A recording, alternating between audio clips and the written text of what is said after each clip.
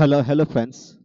এখন আমরা আলোচনা করব খান মেথড এক complete book of written spoken English grammar বই থেকে লেসন 7 ওয়াইড ব্যাপী জুড়ে place plus wide equal to adjective হয়।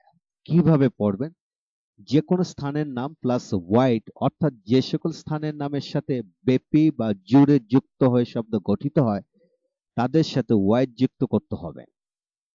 যেমন ওয়ার্ল্ড, ওয়ার্ল্ড ওয়াইড, বিশ্বব্যাপী বা বিশ্বজুড়ে, কান্ট্রি ওয়াইড, দেশব্যাপী বা দেশ জুড়ে, ডিস্ট্রিক্ট, ডিস্ট্রিক্ট ওয়াইড, জেলাব্যাপী, ভিলেজ ওয়াইড, গ্রামব্যাপী বা গ্রাম জুড়ে, টাউন ওয়াইড, শহরব্যাপী বা শহর জুড়ে, মার্কেট ওয়াইড, বাজারব্যাপী, কলেজ ওয়াইড, কলেজ ব্যাপী, বাংলাদেশ ওয়াইড, বাংলাদেশ ব্যাপী, ইন্ডিয়া ওয়াইড, ইন্ডিয়া ব্যাপী বা জুড়ে, নেশন নেশন ওয়াইড, জাতিব্যাপী। এইভাবে যে কোনো দেশের নাম, স্থানের নাম, প্রতিষ্ঠানের নাম, গ্রাম, শহর, নগর, দেশ, বিশ্ব এদের সাথে ওয়াইড যুক্ত করে পড়া যায়। Nokia is the world wide popular mobile, mister Mannan has a country wide fame.